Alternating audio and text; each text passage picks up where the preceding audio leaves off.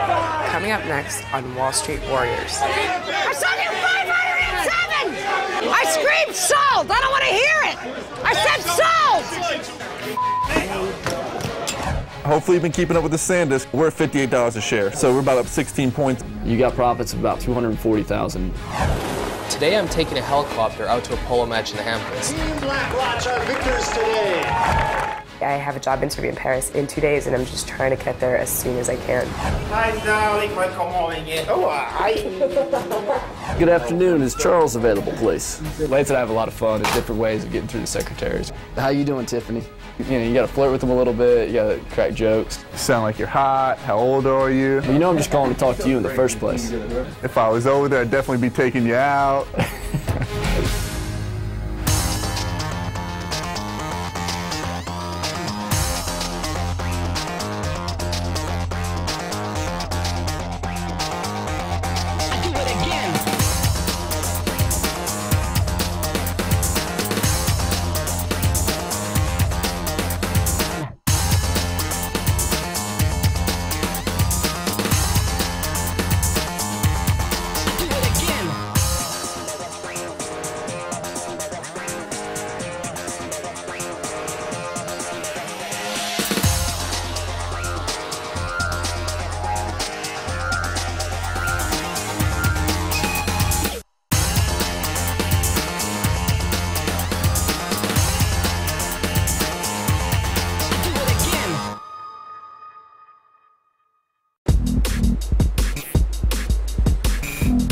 Good. You recall we had a conversation a while back. I sent him. Hello, Mike.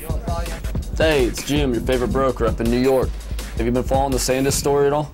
Exactly, yeah. So they had earnings last Thursday, and they actually came out with a great number. The street was expecting 15 cents. They came in at 30. You got profits of about 40%, about 240,000 US. I got more good news for you, man. Hopefully you've been keeping up with the SanDisk. I know you're busy as hell, but we're at $58 a share. So we're about up 16 points, and I think you have 3,000 shares with us. Yeah.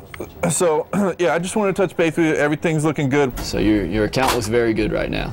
Absolutely. It's a pleasure speaking with you. Bye-bye. It's just so much easier to call people when your stock's up 16 points. Yeah. It's a pleasure to talk to them, actually. The way we do business is we introduce ourselves over the phone, so you know it's a very cold relationship starting off. No, I'd love an opportunity to bring you on board, make you some good money in the markets. The one thing that can change that very drastically is if a guy sends you some money and you put him in stock and it goes up like SanDisk did. Most of our clients are up about 40% right now. Well, it is now. I don't know how much you sent me, but I turned it into 16. And 2 months ago, they Jim who? You know, oh yeah, you're that guy. Hang on, I got another call.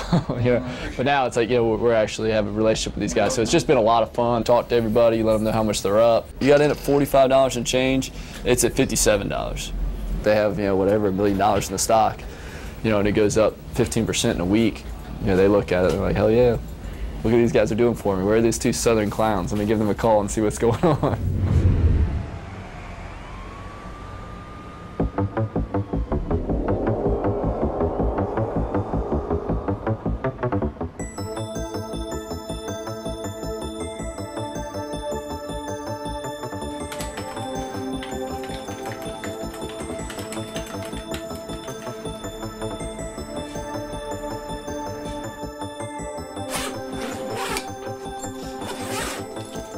I'm packing for Paris today. I'm flying out in just a couple hours. I have a job interview in Paris in 2 days, and I'm just trying to get there as soon as I can. I had to leave SMB. You know, I talked to Mike and Steve. I told them that even though I loved working there, training there, my parents moved back to Paris, and they're really insisting on me going out there and giving it a try. Mike understood my reasons, and they're really understanding about it. I should get out of here. I have a lead at a structured finance company in Paris. A friend of mine from school heard that they were looking for some junior analysts. I think they like the fact that I speak 3 languages and that I'm comfortable in France.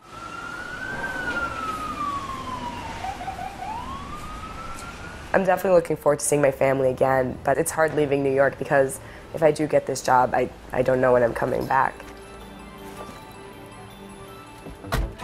You know, I've been here for 7 years now. I went to school here. A lot of my friends live here, so it's definitely going to be a tough decision to make if I have to stay there.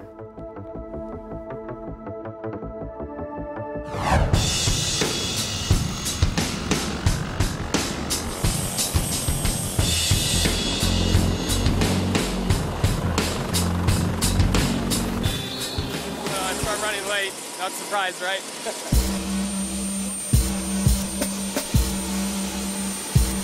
Today I'm taking a helicopter out to a polo match in the Hamptons. The co-owner of Jet One Jets, Louis Satimo, was nice enough to offer to fly me out.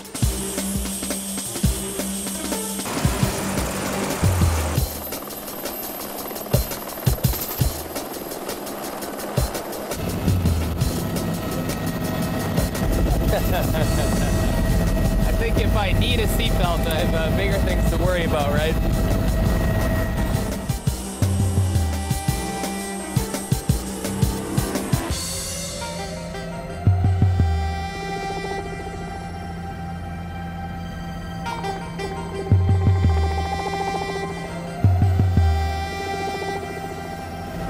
During the summer, I rent a place in the Hamptons, so it's a good way to get out of the city, just networking with clients of mine and other potential business partners. And as well, this weekend with my charity, I'm running a charity raffle to raise money for breast cancer research at the Bridgehampton Polo event. So we've got the Bridgehampton attire on. This is a beautiful way to travel.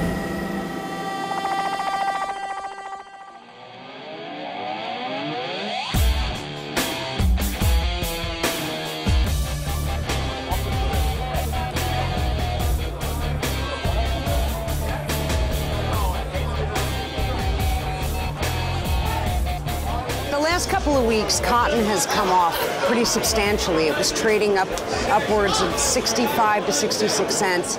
It's now 60 and a half, and a lot of people are attributing it not only to a slightly bigger supply overseas of cotton than was expected, but also to the whole rough and tumble that Wall Street's been seeing the last couple of weeks. The subprime mortgage market is really having an effect across the board with all the markets. It's not been good for a lot of people's pension funds. Anyway.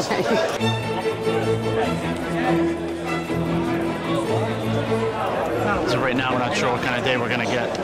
We might get a direction out of where we open. You'll find out what kind of day it's going to be early, at least. You know, it's excitable.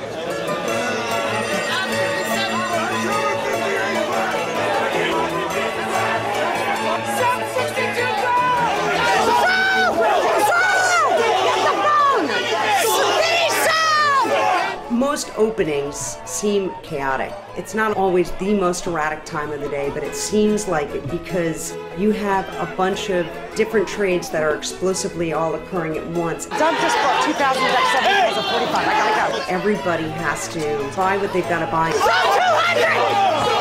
Sold 200! And sell what they have to sell on that opening bell. So it's a fanfare of screaming and yelling. Deck 70 calls! How are they? Deck 60 calls!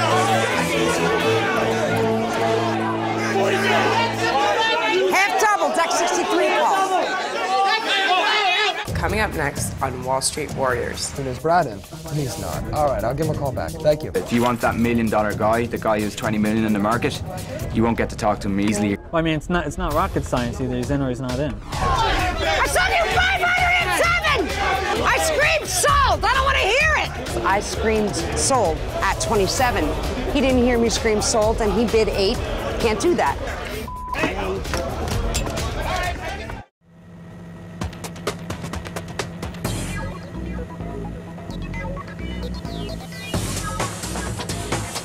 You guys self-funded the whole thing, or you guys brought in some institutional backers? So far, self-funded venture with our own money, but at this point, our growth is so quick and our potential to do well over $100 million in the next 12 months is there. So we're bringing in some institutional money. Invested up to $10 million per company in about 20 businesses a year.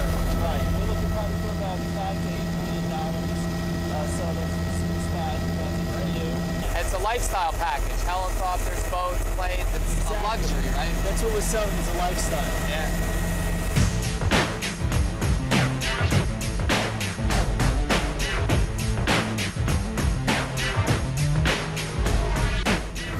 We're arriving at East Hampton Airport right now.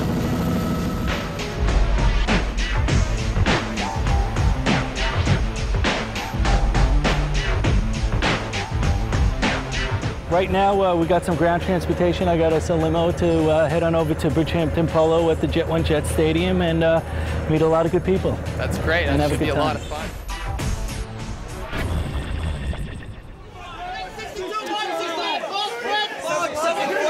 Deck 62 called 10 bid. I don't know if there's any volume on that. We're bouncing hard. First thing this morning, puts were getting bought, and the market held miraculously and then started bouncing back up, and that's when the call coverings started coming in. So there was a lot of call buying. Deck 75. 40 bid, 40 bid, 40 bid. 40 bid at 5. It's busy as it's been in quite some time. This pit has become extremely crowded, so it's tough to hear. 3,7,400. 375 bid. 330. There's a lot going on, and sometimes you're trying to block out everything to see what's close to you, and sometimes what you're blocking out is what you really need to pay attention to.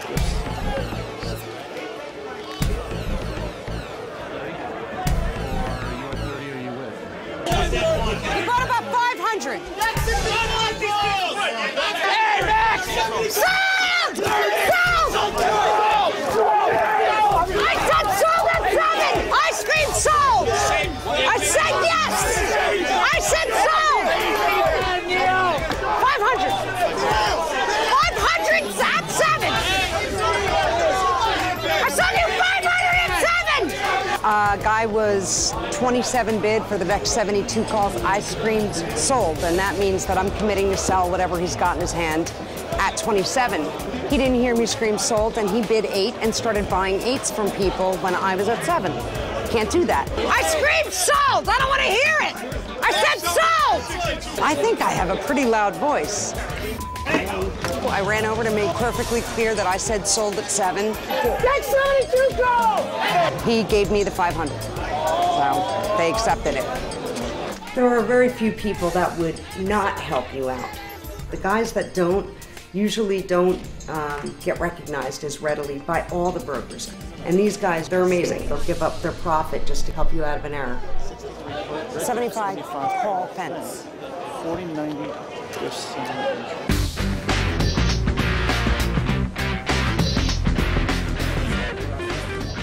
Would be into it. Is Jim available? Good afternoon. Is Brad in? He's not. All right, I'll give him a call back. All right, thank you, ma'am.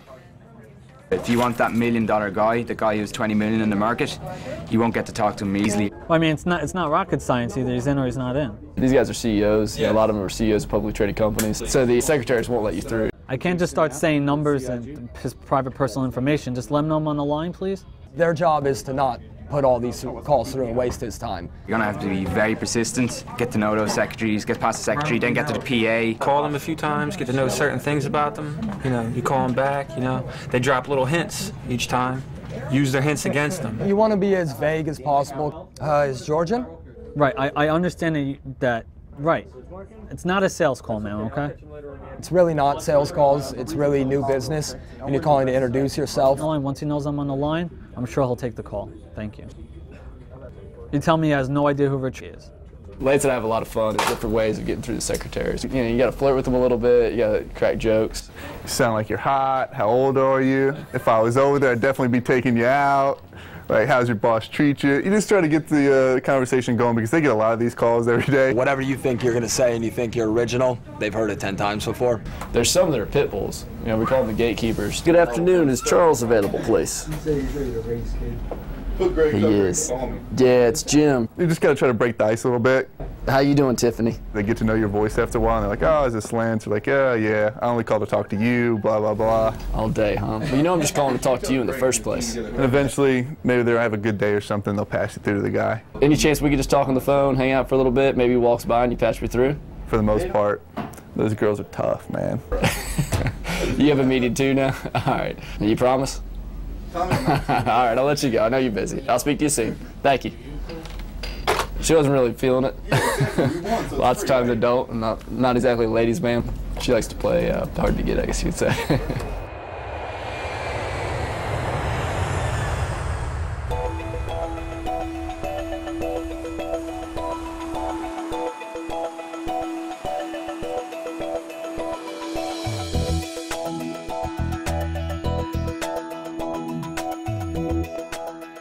It's like 9 Paris time. I'm on my way to my parents' place. I feel okay, I'm not too tired. I'm probably gonna crash in like an hour or two, though, so I haven't really slept. The sky's gray, typical of Paris. It's actually not even that bad because I see patches of blue sky, but I mean, it's typically gray and low and cloudy. I know Paris pretty well. I spent a couple years here growing up before moving back to New York. My parents met in New York and I was born there. And then after 7 years living there, we moved to Germany. I went to French school in Germany, so we basically spoke French while I was in Germany. And then I moved to Paris. I moved back to New York in 2001 and I spent 2 years at the French high school in New York, so my education is French. But I did go to NYU, and the past 4 or 5 years I've just immersed myself more in an American culture. All my friends are now American, so I really have a little bit of both cultures in me.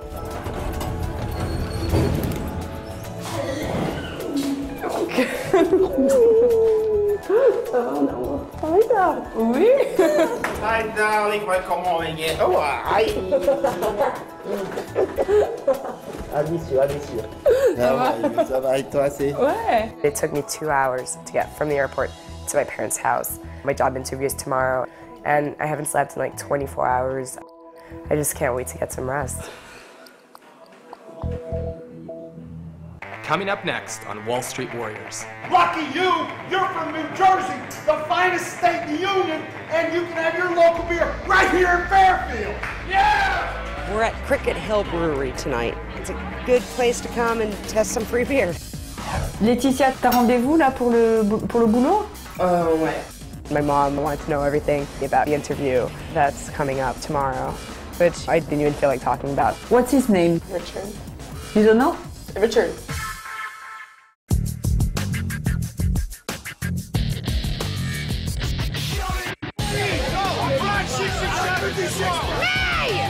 May 65 and 6 pounds!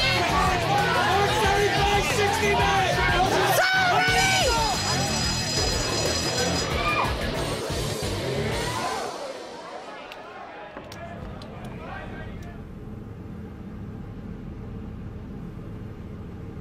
The market closes at 2:15, and I usually leave pretty soon thereafter.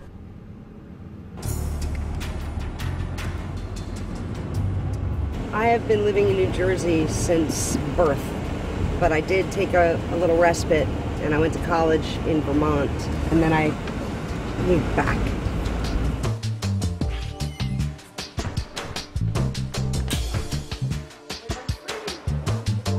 When I come home from work, this is the first place I go. I come out here and I water and I just love it. It's very therapeutic to me, and I think it balances your day out because you're screaming and yelling and jumping around like a lunatic, and now you're doing something very calm, and it's nice. You go to Europe, you'll come back and tell me how great it was. Wherever you went, you're going to have local beers, you have local wine, and I'm saying, lucky you, you're from New Jersey, the finest state in the union, and you can have your local beer right here in Fairfield. Yeah!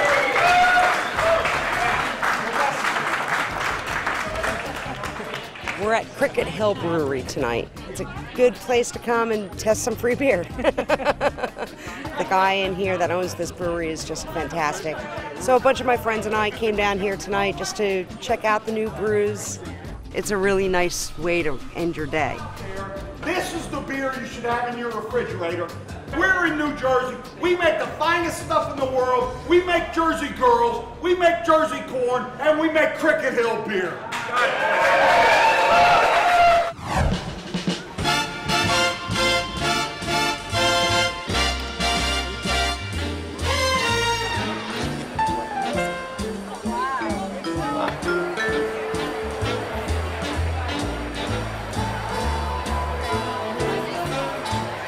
We were running late. We took the helicopter out today, and we actually just barely made it on time to get everything set up before these mobs of people came here. So luckily, we just made it. Today we're doing a raffle with Acorn Charities Group, which is a charity I founded this year. Jessica's my marketing director, and this is our launch event. 100% of all proceeds raised today go to help support people that are fighting cancer. And my mother passed away from cancer when I was 6, so I'm very passionate about trying to raise money. This is a bag by Prada. This is Michael Kors. This is E.C.N. This is a very high net worth crowd. It's an invitation-only event. I'm running the only charity here, so these are very good people to be networking with. A lot of them are business owners, people that we can potentially invest in, people that are potential investors for our fund, just good networking and community involvement in general, which I do a lot of business in this community, so it's very good for my corporate image as well. Vieira sends it well up and through for the score. Vieira's again. We're going to go hand out the trophy to the winners of the Bridgehampton polo match. I'm going to Jet 1 Jets to present the trophy right now. Team Black Watch are victors today. It was an awesome day today. We've got a whole bunch of stuff to pack back. Have to go meet with a bunch of different clients of mine. We're going to go out for dinner, a whole bunch of us. I have to go take care of some final items with the raffle and charity, and then have to go meet the second crew of people out later tonight. So, busy night still ahead.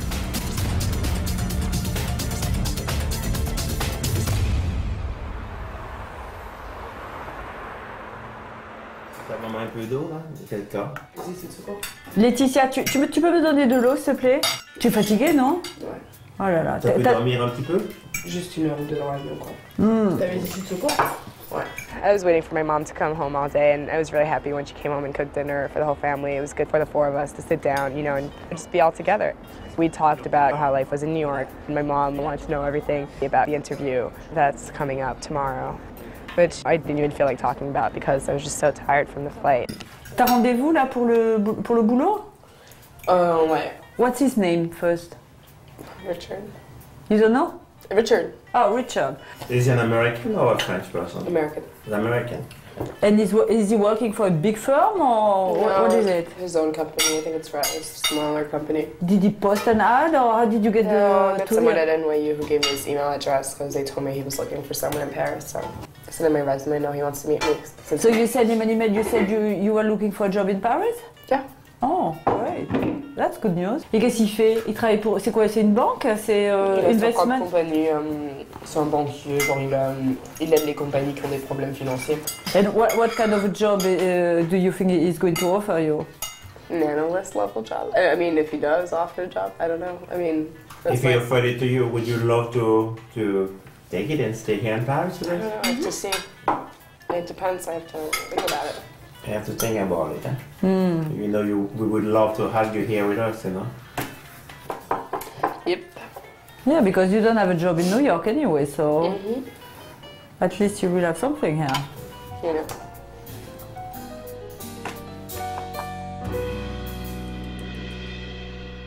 You have a busy day, it's nice to step away and take some putts. It's all about being relaxed. Oh, this is a miss for sure. Yeah. See? Didn't even sniff it. He's got a close-up of your mullet right now, Lance. Yeah, he does. Lance, you pretty much suck at this thing. You got a great future at the putt and putt, dude. You can be the ball guy. You got a good future as a caddy, son.